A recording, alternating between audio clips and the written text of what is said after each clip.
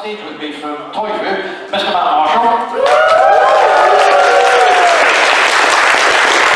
So, you'll see if you were at the charity auction last year and at the mini-cop that we've been the beneficiary of some of Matt's wonderful talents with many one-of-a-kind action masters available to raise money for various meals. Hint, hint, charity auction Saturday night, that's all I'm saying. So, we've asked Matt to come up to basically tell us a little bit about what he does, because to be honest, it looks like witchcraft to the uninitiated. So, I'm hoping he might share some of the wisdom with us and maybe inspire a few folks here. So, Matt. Fantastic, thank you, Andy. Right, so, hands up everyone who's thought this was a panel about Action Masters. Yay! Hands up who has done customising figures in the past. Hands up anyone who might want to do customising figures. I was going to say in the past, that's silly. And for anyone thinking of walking out, going, this isn't about Action Masters, I will be giving out free things. Exactly. Right. So, as Andy said, this presentation is an introduction to customising. So we've got me. I've got a website, slothandcrocodile.co.uk, where I mostly sell rubber tyres. Transformers, not actually just rubber tyres. Be clear. One day, Andy Turnbull, who is the president of the Atlantis, is actually Hull Society. What did you have last time, and I can't remember. President of the Hollow Earth Society. All right. So what we're going to do is, firstly, I'm going to show you the sort of things I have made, just to show, hopefully inspire you a bit, or make you think, oh, that's a nice idea. Then we're going to talk about how you might make it, how I could make it, and then we're going to go through a few troubleshooting things, and at the end, some questions. I have made some little freebies to give away with every question at the end. So keep your questions to the end and think of a really good question. Don't know if the better the question, the better the freebie, but you never know. So, firstly, has anyone seen my customs before? Has anyone been to TFN? Good. Has anyone not? Brilliant, okay. Right, so what I tend to do is make things primarily out of resin, but also paint. And there's a lot of different skills there. Some of them look quite complex, but actually they're a bit easy. So I'm going to canter through quickly the sort of things I've been making. So firstly, if you were at TFN last year, any hands up?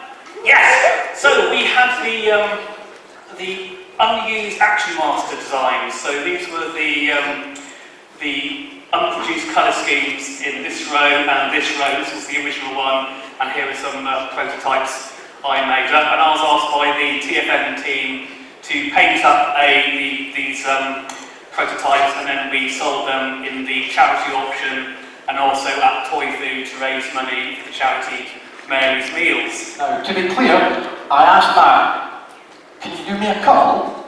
And he said yes. Several months later, he comes up and goes, I only made 10, Andy, I'm sorry. Yeah, I couldn't get hold of the bombshell. I thought he said do them all, but there you go. I never want to disappoint Andy Turnbull, he's a scary man. Okay, so last year I also made these lovely custom cosmoses or cosmi, so one in each colour of the rainbow. And again, these were all unique figures. I really like repainting G1 figures because there's something magical about that, I feel. If anyone knows about the Japanese Transformers, that is Black Shadow, which is one of the rarest Transformers. It's a repainted Thunderwing with a different shell. So in Japan, it was called Black Shadow. I had a friend who brought over his original Japanese Black Shadow to me to do a resin casting of the chest, and to make sure it was very, very secure, he put it in the front seat of his van and then a box fell on top of it. But I wanted it okay, so it was fine. But this is Black Shadow as White Shadow, and again, like everything else here, this one was sold at Toy Food last year for charity. Here we go. So in the UK, the Brainmasters were released, but without the parts to make them combine. So in Japan it was Rose Caesar, so I made some combining parts for him, but in different colours, so it will be a bit more unique. And I apologise to anybody here who was expecting me to bring some this year. I still haven't. I haven't even made myself another set, because I sold my set again for charity, because I'm a fool. Right, who was at the Manchester Minicon and took part in the Design and Action Master competition? Yeah! So this is a really fun competition to design an Action Master, a little colouring competition. We should have done something this weekend, but we didn't. Maybe next time. I've not got enough time. Enough hours in the day. Yeah. So this was a winning design. It was called Flash Mob, and it's really nice colour scheme. But also the bio was brilliant. It began, Flash Mob is a deeply irritating robot. So I was asked for the winner to paint up a version of that using the Action Master Tracks mould. And here we go, look at that.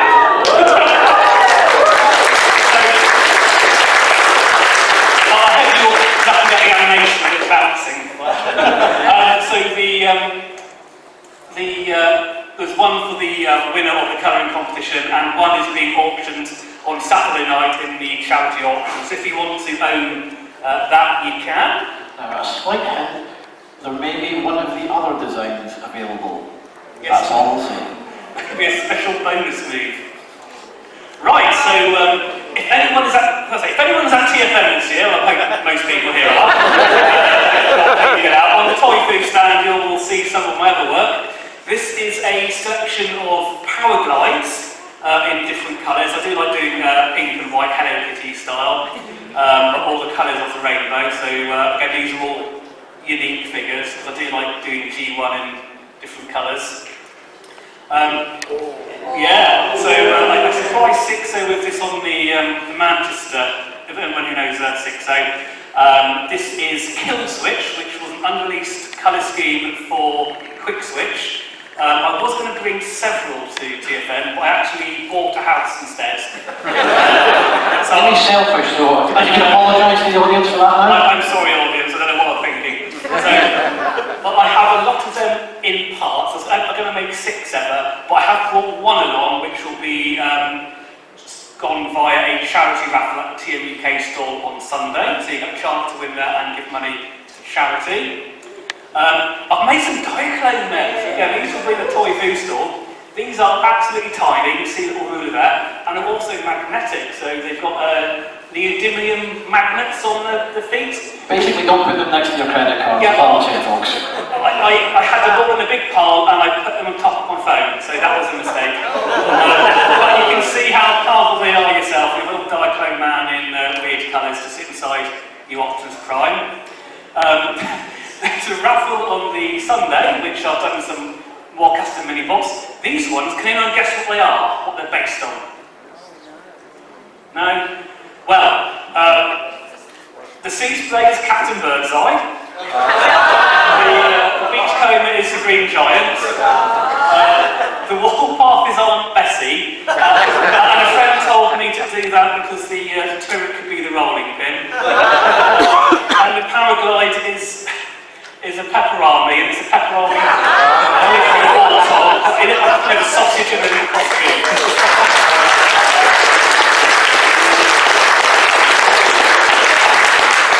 Oh, we've got what we started, yeah. So those have been raffled for Cheltenham on Sunday. Saturday, we've got the Manta Force raffle. So who knows what Manta Force is? Yeah! A very obscure 1980s toy line from Bluebird. So I've painted up some figures based on very obscure Manta Force, including a Bumble Jumper, which I just sacrificed my original for. So all for a good cause. All for a good cause.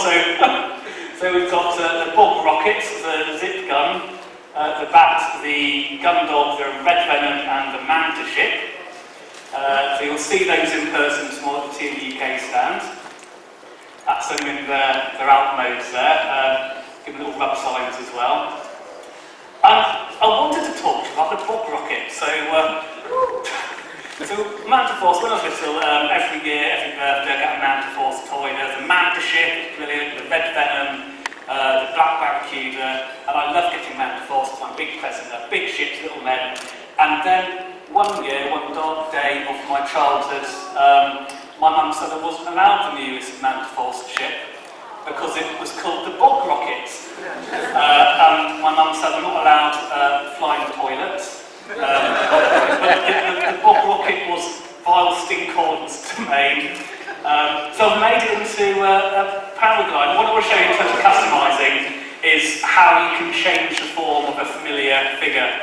So obviously the bog rocket is long, paraglide isn't long, but I gave him transparent yellow wings that match some of the transparent yellow on the bog rocket, and I painted his pods into some lovely red stem checks. I can't believe my mum didn't let me have it. And then it is vile Stinkcorn himself. If you have a figure, you can fill him up with Play-Doh and he shoots out of his nose. It's great. I've given Paraglide that really weird eyebrowy face he's got and little tentacle arms.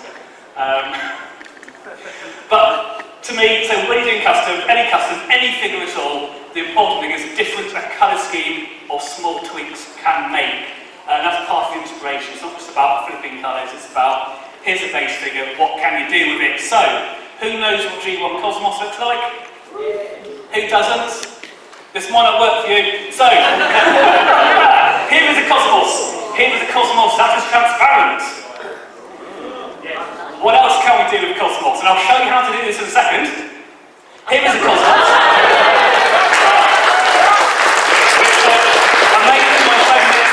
My friend Nick has a birthday, obviously, like most people. But I make him an Iron Brew themed transformer, so Cosmos is Iron Brew there. What else can we do with Cosmos? I made a scrounge. So scrounge is a special arm. If you put him sideways, he's a wheel, so a bit like a scrounge. And I got the combinable scrounge head, and I shrank it like a maniac. And again, I'll show you how to shrink heads. Does anyone know Gav Spence of TRDQ fame and on BBC Scotland? So, he likes repugnus, I made him a repugnus Cosmos. It gets weirder. This is nickel, so nickel is IDW. So what I did here is that they do not have to transform the same. I flip the arms upside down. So the fingers are actually the ports on her shoulders, and her hand was painted on at the bottom. So again, a small tweak can change a figure massively. I can't take credit for this. This was designed by Dan Giles. Dan there? Hello. He's an absolute madman. So choose me here, Turtle. But the idea here is that the Cosmos's eyes are actually the mouth, and the actual turtle's eyes are little headband above it.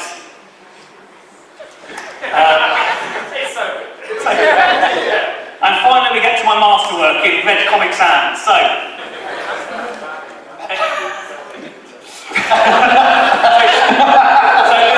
my friend Phil's 50th birthday last year, and I wanted to make him a lovely present, and I made him this warpath because whenever a friend has a birthday that ends in a zero, it's very important to give him a lovely present. Something to commemorate it. Something to commemorate it. So it's just really difficult to explain to you guys.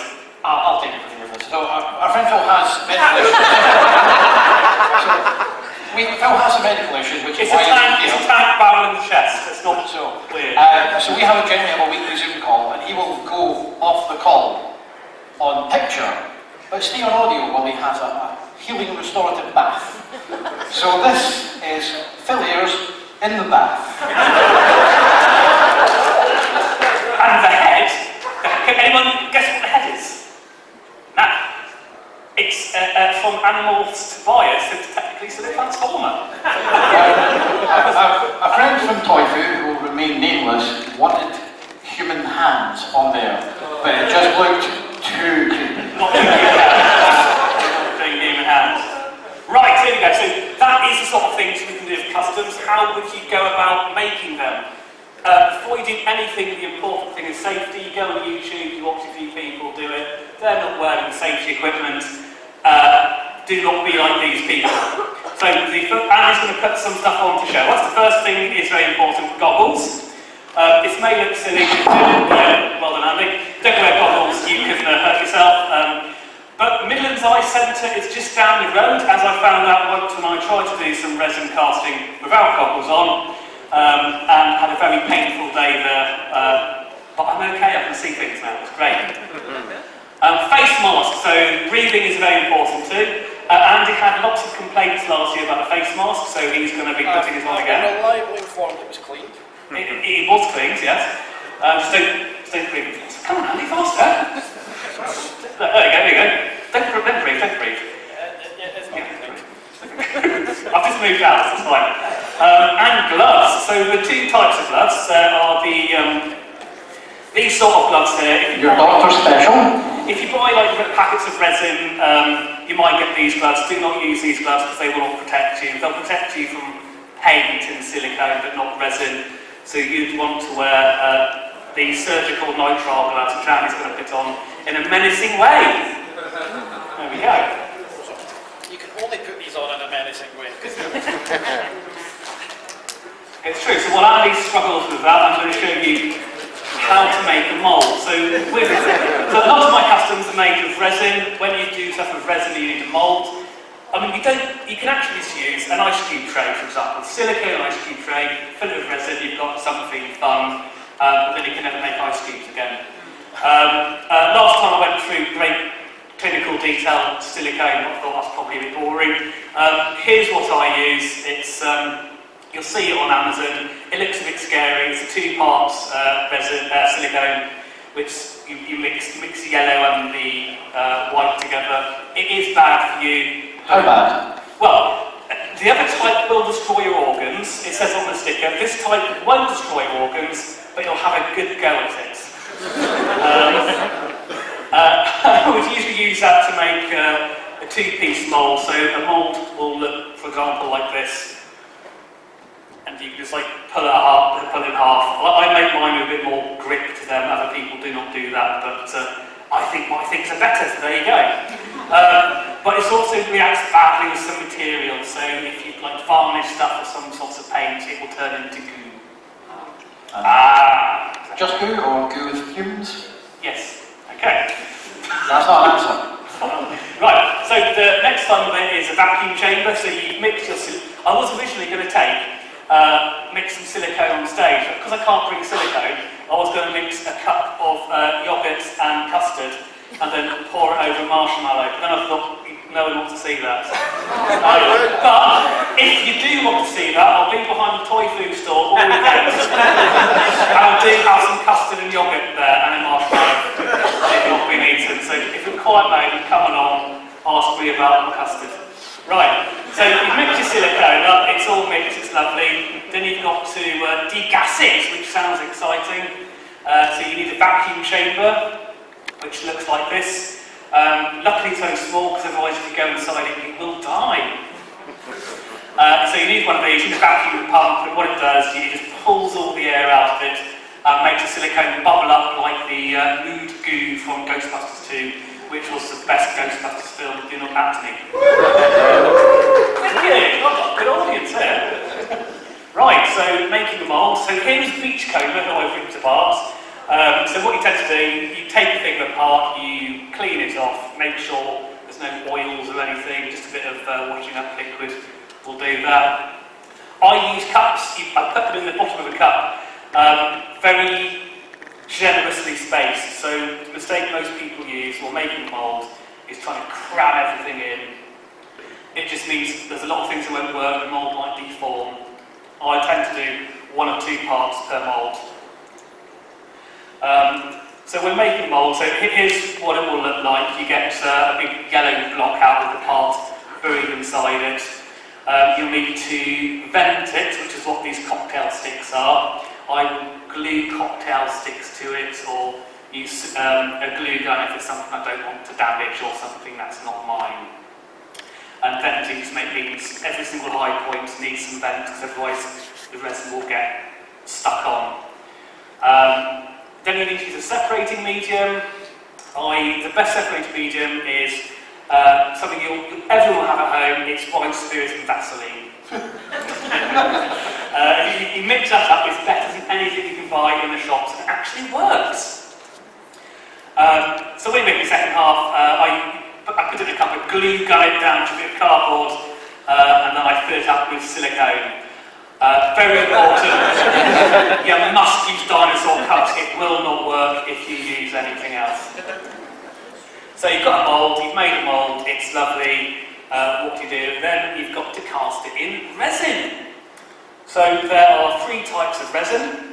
There's UV resin, and I've brought some along here. This is very common, you'll see obviously YouTubers use it. It sets really fast, it sets due to sunlight, but you can only use it in thin layers. Andy, come here. So if you're using UV light on the sun, you'll want to use your eye protection. And you also want to use your helmet. Please put your helmet on.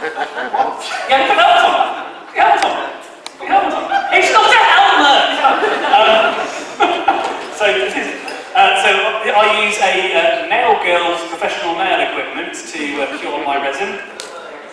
Just lots of little UV lights all around it. You turn it on, you put it under it, and that cures UV really quickly. But it's not great UV resin unless you want to just cover something. There's epoxy resin, which is the main one I use. This sets in 24 hours. You can do any sorts of thickness really, colour it, make it look weird, make it look exciting. And it don't need to do anything fancy with sunlight, you just need time. And then there's deep pore resin.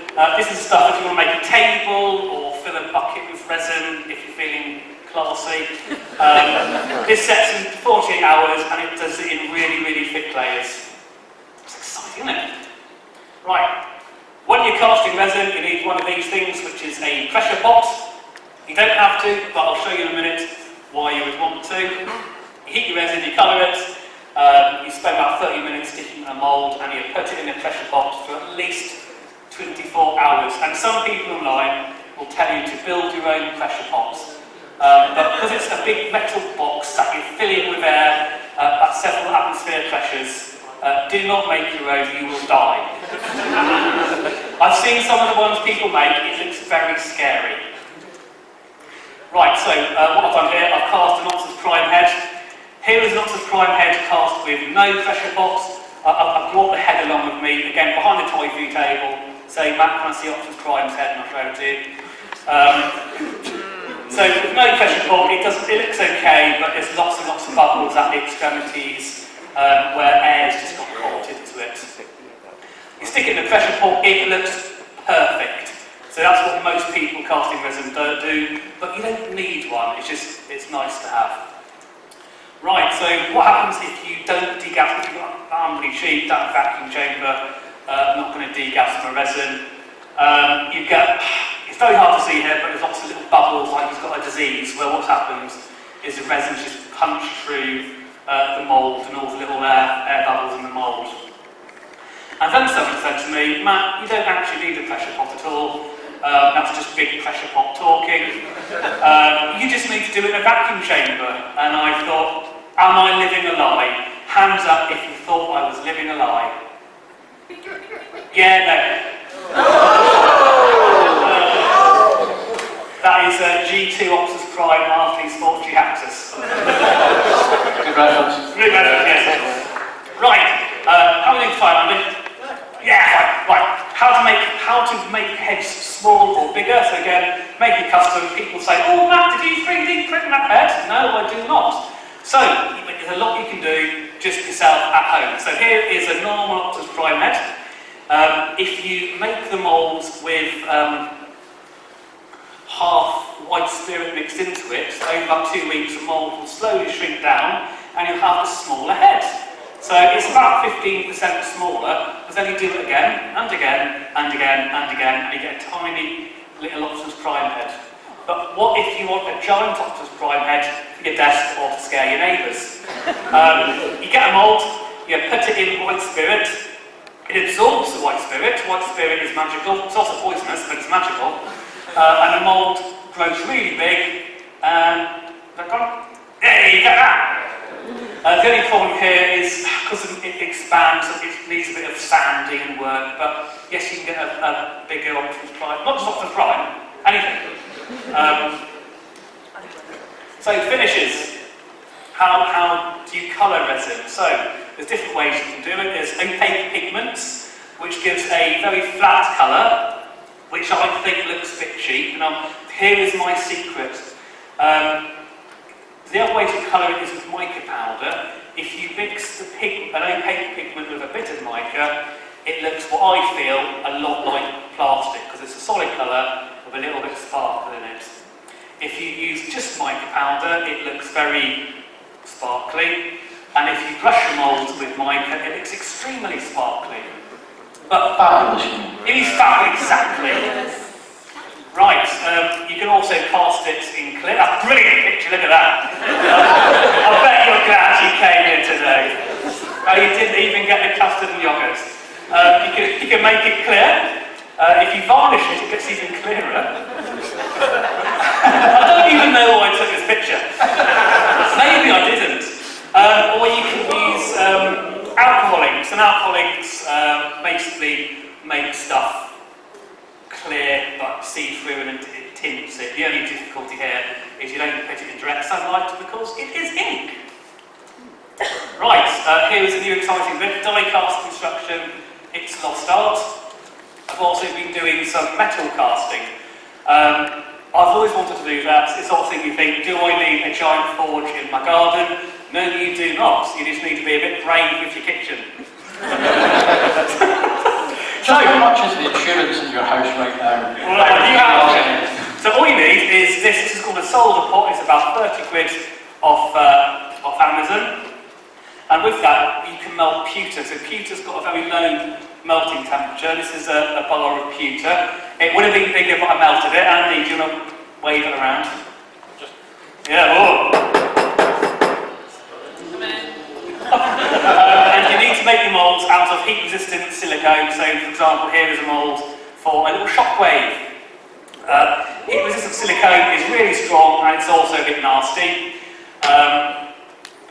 For safety, you want some giant heat-proof gloves, so like mad gauntlets.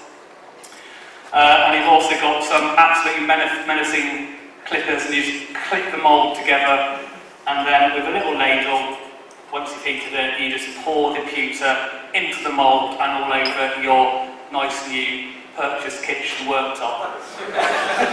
It's fine, it's fine. Painting. And I've got some metal things here, and I was going to give some away at the end.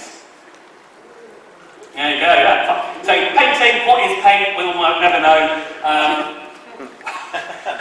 The most important thing about painting is you want to prime your figure first. Priming basically gives a little layer for the paint to stick to, otherwise it just looks a bit weird and smeary and horrible. There's different colours of primer. Why would you use different colours? I had a friend who bought a little figure and then her husband got her some white primer, and another friend had a go at her and said, what are you doing that for? You should be using grey primer. Was he right? Here's lots of prime heads. The background is white primer. Here's lots of prime heads. The background is grey primer. Here's lots of prime heads. I wanted this to look more dramatic, but they look identical. So basically, the colour primer does not really matter unless you're using an incredibly light colour like yellow or white. If you're using white, you wouldn't use black primer.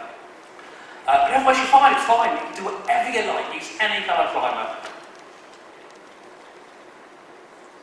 Oh, here we go, airbrush or paints. I want to get to the Q&A, I'm very excited about this. Do you use airbrush or do you use paints? Here is an airbrush. If you get an airbrush, hands off his airbrush. Yeah, so if you get an airbrush, they're really good. Quite expensive to get the proper pump and fume hood. That's a fume hood, it sucks all the paint out. If you don't use a fume hood, you can use a cardboard box, but it will cover your house in dust. As I learned, so now we own a fume hood. Also, 10% of the time with an airbrush is painting, 90% is cleaning it and swearing. Because they do, there's lots of little parts and just gum up very easily. Where to paint a figure? So here are Shadow Striker and Roulette from Botcon. Can anyone tell me what's interesting about them? Yes? They're the same figure. They're the same figure, exactly. So again, you don't need to be casting lots of bits out of different colours. These two figures have exactly the same colour plastic. If you removed all the paint, they would look identical. The only difference there is the paint jobs. And they haven't painted the joints, the ball joints, the hinges, but everything else has been painted and they look completely different. So even if you don't want to do all the faff of making molds, casting resin, you can still make something really interesting with a bit of cleverness. So what would I recommend if you want to have a go at doing some painting? Primer. The best primer I would say is called Ultimate Primer, because it's self-leveling. It smooths itself off. It's really, really good.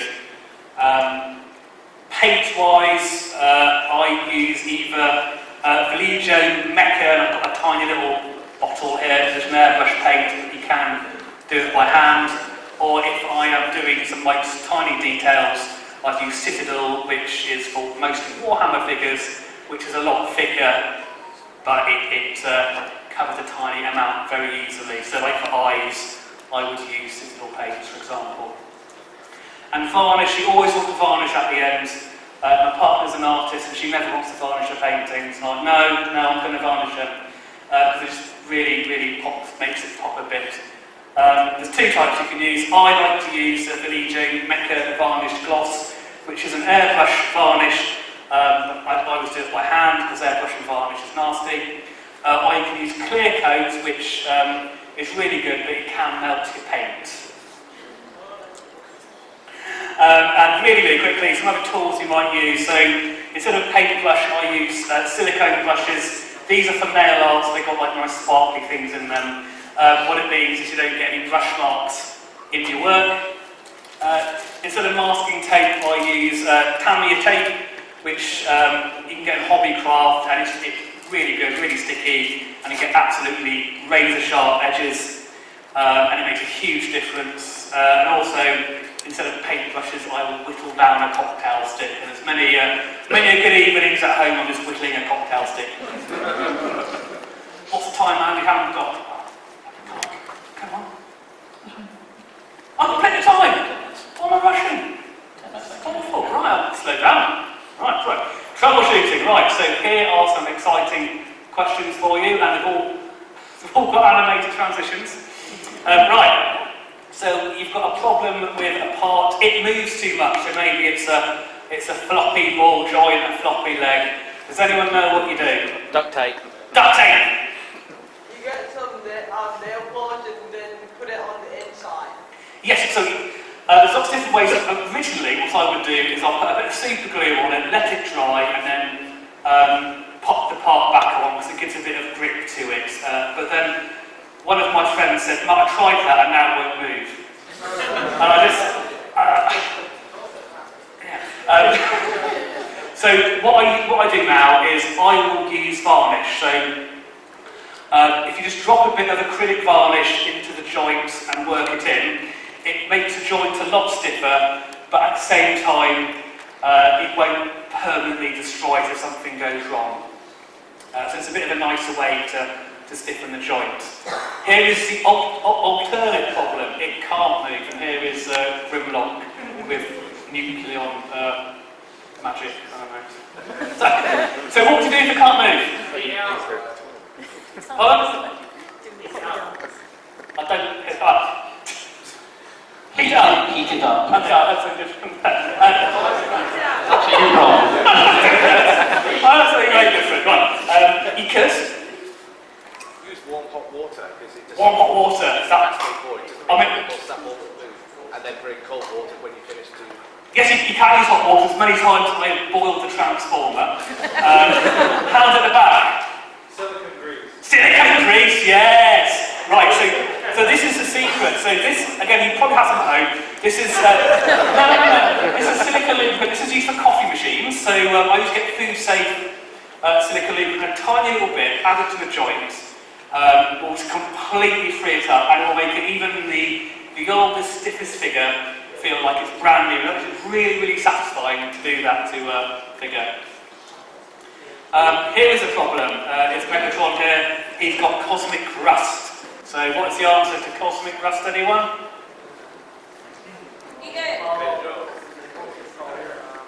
Well, there's lots of answers. My answer... Here we go. Right, so you can get these little glass pens, which are really handy. They're about £3 and they come like Amazon or eBay. They look like this. There's a steel one, a brass one, and a little fiberglass one. And for even tiny little bits, you can just rub away with your little pen and make the rust go away. Or if it's a big part of rust and you're feeling mighty, there is always a Dremel with a polishing wheel and a bit of metal polish. Which is really fun, but it's also terribly dangerous. Why? Pardon? Why? Because it's a really fast spinning wheel and you've got your hands near it. Check. Check, yeah, so. Right, here's a problem. So it happened to me last month actually. I was finishing some figures of Toy Foo and I glued my hand together. So that wasn't happy. But you've got super glue everywhere. Anyone know how you remove super glue apart from trying to cut your hand off? Yes? Pardon? You can. Nail varnish remover. So the isopropyl alcohol does work in small amounts. The better way is very small amounts of acetone. So a bit of acetone or nail polish remover, rocks of cotton bud, and just gently swab it. But you can be very gentle. And you don't want to do what I did the first time I heard about this, and get a big jar of acetone and dunk your figure into it. Because it just melts. So sorry, Cindersaw. Right, here's a problem. Battery acid. Here's the G2 Decepticons dropping battery acid on our hero Stranglehold. How do we get rid of battery acid? No! If only it was. If only it was isopropyl alcohol. Vinegar. So battery acid isn't actually acid, it's an alkali. You take the affected metal part out, don't include electronics. You put it in a little bowl of vinegar and you just watch them. It's really fun, it fizzes up. You get to watch it, it's magical. Someone sent me just some old, part of a lot of some old broken Thundercats, little light up rings which have gone corroded. It was like Christmas. And then once you've neutralised all the battery acid with vinegar, you can use your little brass pens again to clean it up and rub away the corrosion. Okay, here's a problem. This is our rock lord limestone. His chrome is all falling off. How do we fix damaged chrome? Pardon? Yeah, well, pro paint. So the best paint pens for chrome is monotone chrome pens. And if you've ever been to the TMUK store in the past, you see I've made little Cyberplanet keys and I've added chrome to them. And they look really nice. The only problem with this is it takes about 3 months to dry properly. So not everyone is that patient. So a lot of the time we think people go, oh, that's a bit rubbish, but it's more because they didn't just put in a cupboard for 3 months. A faster way is actually using, so again, nail art. So a bit of UV resin, or a gloss nail coating, and you rub in some mirror shine finish nail powder, which works really well. You can get different coloured chrome that way. The only problem is it's very, very tedious, and you need about 4 different coats. You need black paint, you need UV gel, you need the powder, and you need another coat of UV gel. So it takes a long time to do, but it's dry straight away. Here's a problem. Stress marks. Imagine you're really stressed. How do you get rid of stress marks? Hand up there. Air dry, yes, well, you could, or you could use a heat gun. So this is a heat gun. It looks like a rubbish weapon from Blake 7. Not saying Blake 7 was rubbish, it's really good. But yes, if you heat plastic, it will slowly remove the stress mark. You're going to keep moving it, otherwise you'll melt the plastic and you won't have a good time. And here's the problem. You've got a figure and maybe the pin's gone rusty, you want to get rid of it, and you want to remove the pin. How could you remove a pin? Hammer it. So yes, you can hammer it out. So what I used to do is have a little, I've got a screwdriver set, some of the bits are a little bit circular metal, and just hammer it. Alternatively, you can use a brass punch, which looks like this, and what that does is it's protecting the table handle. Okay, you get a brass punch, you get your figure, and you go like that, and it punches the pin out. The only problem, again, these are like £3, they're very, very cheap. The only problem is you've got to be very careful because they could just explode the figure's joint. And now we get to the fun bit. So, whew. We got there. Question and answer time. If we can have more questions, I have made some little things to give out if you ask a question. I've made some little Micromasters, which is his eagle eye but in black and gold. I've made 4 of him. But I've also got some pewter Cyberplanet key rings I made. So again, I made these. Or a little pewter shockwave. So if you ask a question, you can get one of those. If Andy's running around, you've got to take this with you, Andy. That's multitasking. Come on. So you ask the question and take one of those. Unless it's a sassy question. Okay, we're judging the question then. Okay. So it seems like you customised quite a while to pick a lot of techniques. What was the technique you found was the biggest breakthrough in all of it, like the one that kind of the biggest game changer? Right, so for me, it was the leap. So the question was about what's the biggest game changer. So I started doing customising lots of. Actually, I started by flocking things. So I always wanted to flock to Transformers, so I flocked a car. It's called flock rod, by the way. I was doing resin casting at home, with, in like really weird molds and really struggling there. And then I just went all in and I bought a pressure pot. And it was like night and day between, yes, I can make something that's full of holes, full of air bubbles, looks a bit weird. And then suddenly everything is crystal clear and it's opened up so much. But the problem is, it's also very expensive, so yeah. What was your worst mistake? Like the worst, like you mispainted a lot of your transformer, or you know what I mean? Like maybe you broke it in half. Well, my worst mistake was saying, yes, Andy, I'll come to TF. Although it's first saying that he told me I was, so Yeah, you weren't getting asked. I wasn't getting asked, no. So the worst mistake, I think what it was, I was making molds. I was trying to make a roller, and I made a mold for the roller out of Lego, and I put it on my kitchen worktop, and I filled it with silicone, and it was a massive mold, and then it broke open, and I got silicone everywhere. The second worst one was that Nick's not here, is he no good? So a friend gave me a part of Prime Breakdown, the door, to cast, and I made a mold of it, and then I put the resin in the mould, and once I've done that, I thought, where's the original part gone? And it was still in the mould. Yeah. Boo, Matt, yeah. But don't tell me. It was fine in the end. Yes? If someone has never done any customization work before, what tips would you have for them? What would you recommend they start with? Oh!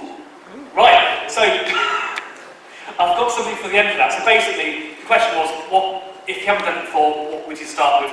So when I talk to people about this, they get very excited and they go, well, I'm going to make my own custom mini Bumblebee, which is the hardest mold to do, or, oh, I'm going to make my own Fort Max, I'm going to repaint a masterpiece figure. The more moving parts there are, the harder it is to get it looking nice. What I would say is start with something that is very, very simple, not many moving parts. So I started learning painting by painting as little robot hero figures, for example. Not a lot of moving parts, you've got to learn about lots of different techniques. Yes, question at the back. Hi, thank you so much. This is really interesting. You talked about learning how to do die cast stuff, so what's your next level that you want to get a grip on, that you want to learn? Right, what is after? I don't know, it's terrifying. So, Metal casting, for example, is my problem is I'm a perfectionist. So I've got resin casting perfect, I've got mold making perfect. I've spent 2 hours every day trying to cast a few parts, took ages to try to get right. What you really need is some sort of, it's a centrifuge filled with molten metal. I'm not allowed that in the kitchen. But one day, and that, I think that's probably the next step. I want to go bigger and better, but also a bit of personal time too. Over here. Well, we've heard about your failures, but what would you say was your first real success at customizing? Well, first real success, I mean, obviously Flock Rod, the Flock Transformer. Wow, so first thing is, I think there's no such thing as a failure. So online you see a lot of people do customs and sometimes it doesn't look great and people are a bit nasty. There's no room for that. There's always room for improvement. I think every single thing, every single figure is something that takes a long time. It's a work of love. The first customised figure I ever did was I painted out an SCF figure as one of my OCs. It wasn't great, it was a bit blobby, it got a bit dusty, but I loved it. And it's the sort of thing you just have to keep building on. But I think, yeah, to me, I think, in terms of what I'm proud of, you've got to enjoy it to do it. You're never going to make money customising figures. The amount of those mini bots, for example, take about 30 hours each to make. I only do them for charity because first I have to go get them if I try and sell them. But also, I think it's one of the things where I'd rather just give my time and do something good. Because the amount of time you put in, you have to do it for love. I was wondering what was your piece you were most proud of?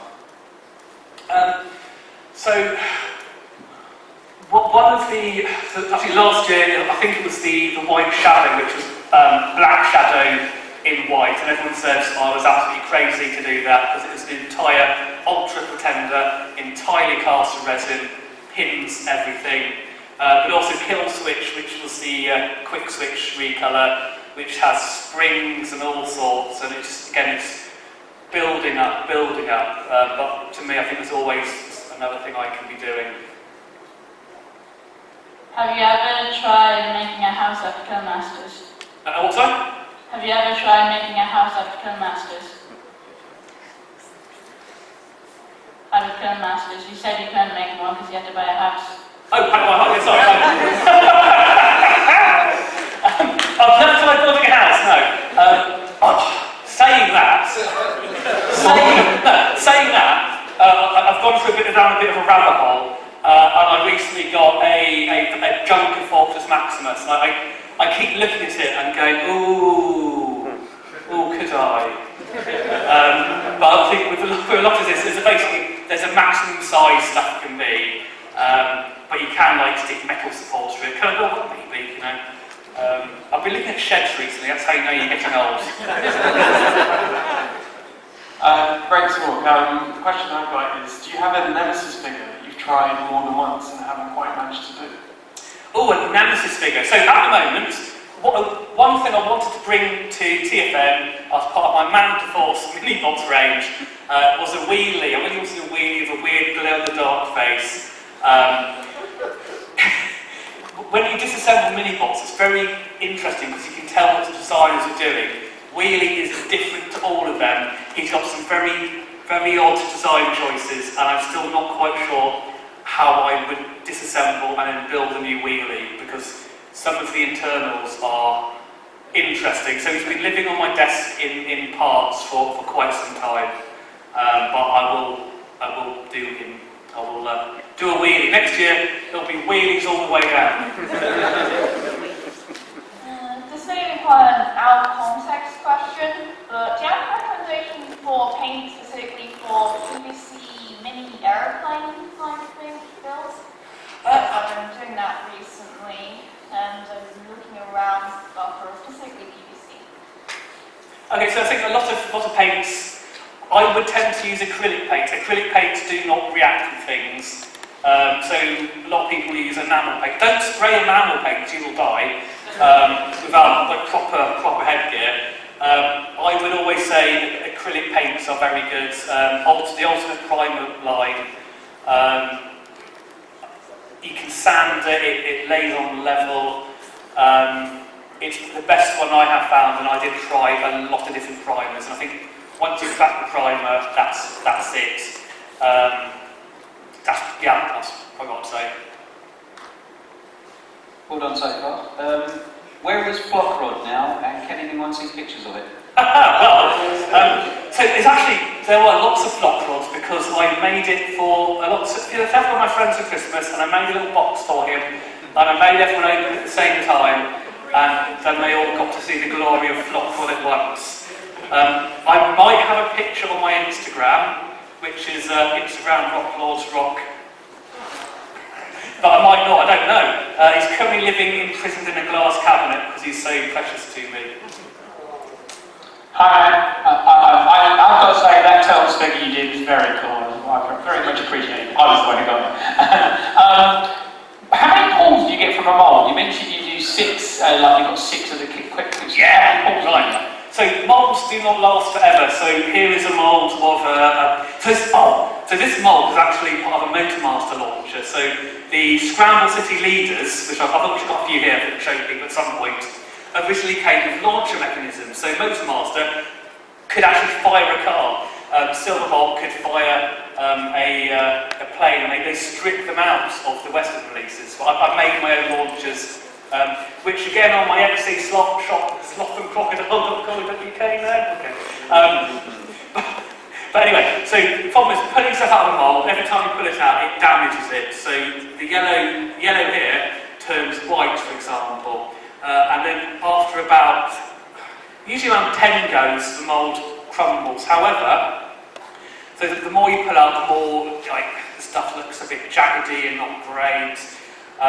But if you are clever, if you make the mould smooth enough and enough where taking the piece out won't tear it, you can get about 20 goes out of it. But it's really about how you design the mould. There's like silicone spray you can get, which you spray into the mould, which makes it easier to pull stuff out. The first time I bought silicone spray, I sprayed it on the landing, which was a wooden landing. And 2 years later, it was still very slippery at the top of the stairs. But I don't live there anymore, so it's fine. Yes? Is there a transformer that you've ever wanted to customise that you haven't had a chance to do yet? Yes. So when I was little, my very first transformer was G1 Jazz, which I left with all my soul. I've still got my old broken Jazz. I've also got a bag of about 6 broken Jazzes, which I'm thinking, I'm going to do that one day, but that requires lots of tiny parts. I want to cast like die-cast chests, that's expensive and difficult. But I will do it, so it's my white whale at the moment, but it's a car, not a whale. Well, we are out of free gifts and we are sadly out of time, so I'd like to give back our quick applause.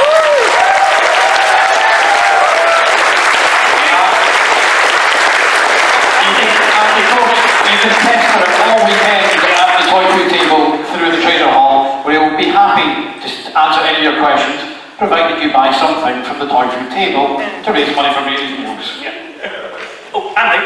Come on. So, what I have brought along, really quickly, and Andy's going to quickly give these out. So if anyone wants to have a go at customising something and hasn't got anything, I've got some quite very fun, simple little model kits, which are Machine Robo GoBot kits from Japan. So they don't all fully transform, but they're very simple, so you can have a good go at making them and painting them. So if you want to have a go at some customising, stick your hand up. I've got 12. Andy will. Thank you. Andy will come up to the front of the stage, please. One thing to note: inside each of them is a little sweet, which is now about 5-6 years old. Yes, do not eat. But offer them to Andy Kieran at the Toy Food table because he will eat them. Now, I shouldn't have to tell you, do not eat an old sweet from years ago. But a few years ago, I gave a friend a candle and he ate a bit of it. So nothing is off the table now, nothing at all.